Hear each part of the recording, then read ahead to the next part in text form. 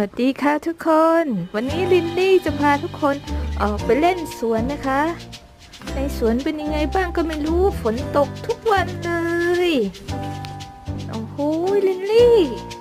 มองไปสิแม่เห็นดอกไม้บานแล้วลูกนั่นน่ะเมื่อวานฝนตกค่ะสวัสดีค่ะทุกคนสวัสดีค่ะทุกคนลินลี่ไม่ยอมออกมาให้หนึ่งเดินออกมาด้วยลินลี่ก็เลยออกมาลินลี่สนามมันเปียกนะลูกไปไหมนู่นน่ะเห็นไหมดอกนาซิสเซนน่ะบานแล้วทุกคนเฮ้ยบานแล้วทุกคนแบบว่าไม่ออกมากี่วันแล้วเนี่ยหนาวทั้งหนาวแล้วก็ฝนตกอะค่ะก็เลยไม่ออกมาเลยเนี่ยจะบานแล้วโอ้โหจะบานแล้วนาซิสเซนจะบานตอนนี้กำลังสวยเลยทุกคนดูค่ะตอนนี้กำลังจะบานแบบว่าสวยเลยนี่เอ้ยลินลี่ชอบมากเลยแม่มาด้วยโอ้ยหนาวโอ้ยบานก่อนหน้าโอสตันเลยค่ะทุกคนเดี๋ยวถ้าได้ชมความสวยแป๊บหนึ่งเดี๋ยวเขาก็จะร่วงแล้วก็เหี่ยวแล้วค่ะทุกคนอยู่ได้ไม่นานหรอกไม่ถึง2 อาทิตย์เอ้ยอะไรน่ะ ดูลิงทุกคนเห็นลิงไหมลิงน้อยเนี่ยลิงน้อยมาแล้วลินดีชอบมากเลยท่านหนึ่งออกมาด้วยลิงน้อยเนี่ยเห็นไหมลิงน้อยไปไหนเอ้ยจะวิ่งไปไหนเอ้ยนี่ไปดูนกสิลูกทุกคนที่หนิงยังไม่อาบน้ำเลย ก็เลยแบบว่าออกมาทำวิดีโอก่อนเดี๋ยวมาทักทายทุกคนกับลินลี่ก่อนไม่เจอลินลี่นานแล้วคิดถึงลินลี่ไหมคะทุกคนลินลี่ก็ขี้เกียจเหมือนกับแม่เลยค่ะไม่อยากออกมาในสวนเลยค่ะเพราะว่าหนาวนะคะแต่วันนี้แม่ออกมาด้วยไงก็เลยมาแล้วฝนก็ไม่ตกด้วยนะลินลี่หาหนูสิจับหนูเลยนะจับหนูเลยนะหนูมีไหมคะหนูน่ะเซเลอรี่ก็ยังงามอยู่นะคะทุกคน ยังอยู่ได้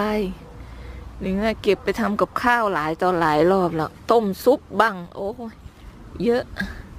อันนี้เป็นแบบที่ไม่มีหัวข้างล่างนะคะทุกคนจะเป็นแบบทานใบเนาะก้านจะไม่ใหญ่เท่าที่แบบอีกพันธุ์หนึ่งที่มีหัวด้านล่างนะคะหัวอยู่ด้านล่างเนาะแต่ว่าพันธุ์นี้จะเป็นมีรากนะคะแล้วก็เป็นพันธุ์กินใบเนาะเขาเรียกสตังเงินแต่ถ้าอีกแบบนึงจะเป็นเซอร์รี่ที่ก้านใหญ่ๆที่เขาเอาไปทำปั่นน้ำนะแต่ว่าอันนี้ก็น่าจะปั่นได้เพราะว่ากิ่งเขาจะ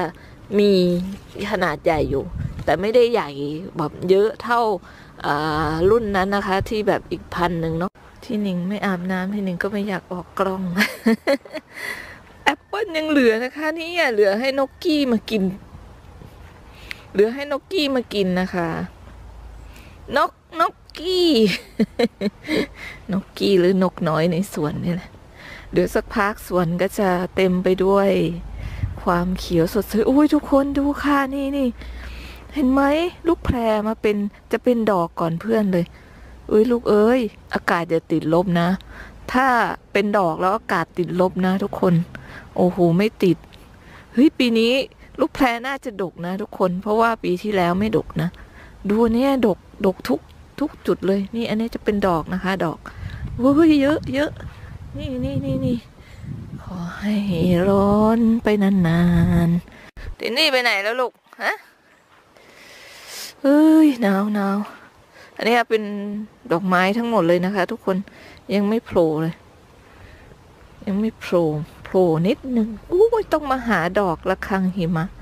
สวยอ่ะเนาะระฆังหิมะก็จะร่วงโรยนะทุกคนมันเปียกนะนี่เนี่ยเห็นไหมพอเขาบานสักพักเขาก็ร่วงโรยไม่นานให้มาเห็นความสวยแป๊บเดียวค่ะทุกคนไม่ถึง2 อาทิตย์ก็ร่วงหมดนี่เริ่มเหี่ยวแล้วเห็นไหมนี่ลินลี่ทำอะไรหาหนูเหรอลินลี่ฮะทำอะไรตรงนั้น ทุกคนลินลี่ วินนี่สวัสดีค่ะทุกคนวันนี้นะคะก่อนออกไปสอนนักเรียนนะคะเดี๋ยวที่หนิงจะพาทุกคนเดินมาในสวนอีกรอบซึ่งเมื่อวานนี้นะคะมาตอนเย็นแล้วก็อากาศมันอึมครึมเนาะหนิงก็เลยอยากออกมาใหม่นะคะแล้วก็จะพาทุกคนมาชมดอกนาร์ซิสซัสเนาะที่กำลังจะบานนะคะทุกคนดูท้องฟ้าอึมครึมเหมือนฝนจะตกนะอีกประมาณ10 นาทีแล้วหนิงจะเดินออกจากบ้านแล้วนะคะไปสถานีรถไฟเนาะกำลังเริ่มบานสวยเลยค่ะทุกคนอุ้ยนู่นน่ะกลุ่มทางโน้นจะเป็นดอกเยอะเดี๋ยวพัดมาอีกแล้วทุกคนลมแรงตั้งแต่เมื่อวานแล้วค่ะลมจึงเลยกำลังบานแต่ถ้าบานแล้วอย่างเงี้ยนะคะก็ประมาณ2 อาทิตย์นะคะดอกก็จะร่วงแล้วก็จะไม่มี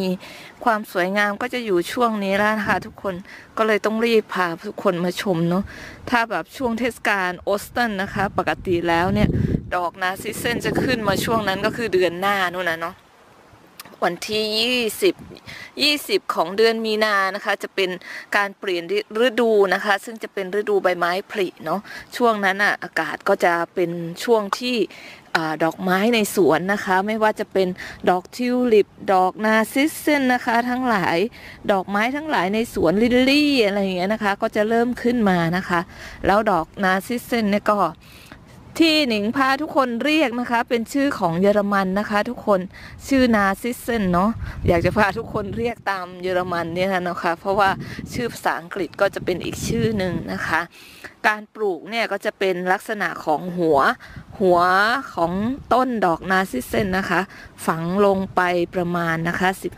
15-20 เซนติเมตรได้นะคะไม่ว่าจะฝังลึกลงไป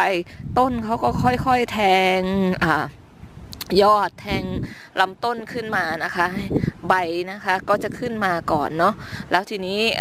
เวลาช่วงหน้าฤดูใบไม้ผลินะคะเขาก็จะ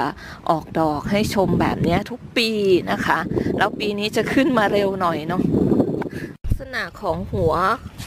ที่เอามาลงปลูกนะคะก็จะใช้คล้ายๆหัวหอมหัวห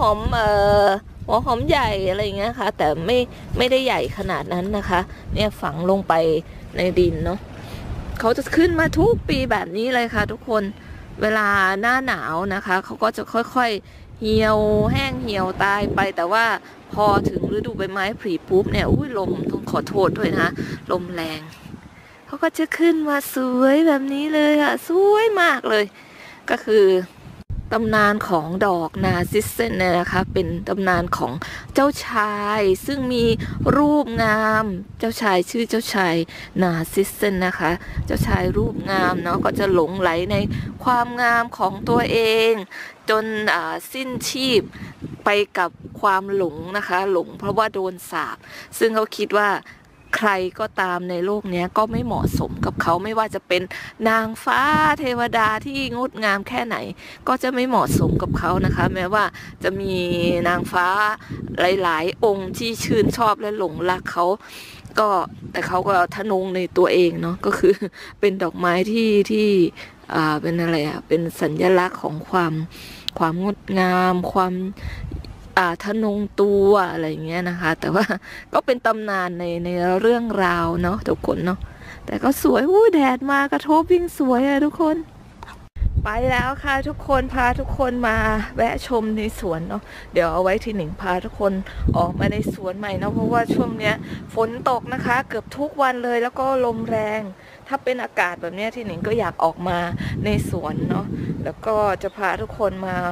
เริ่มเพาะพริกกันนะคะแล้วก็พืชผักที่มะเขืออะไรอย่างเงี้ยค่ะก็จะเริ่มเพาะเอาไว้แล้วนะคะทุกคนเอาไว้เจอกันใหม่คลิปหน้าที่หนิงขอตัวไปทำงานก่อนนะคะตอนเย็นก็จะไปทานอาหารเย็นบ้านแม่ย่าต่อนะคะทุกคนบ๊ายบายค่ะไว้เจอกันใหม่คลิปหน้าหวังว่าทุกคนจะมีความสุขกับการรับชมเอาวีดาเซเฮนค่ะทุกคนบ๊ายบายไปทำงานด้วยกันค่ะ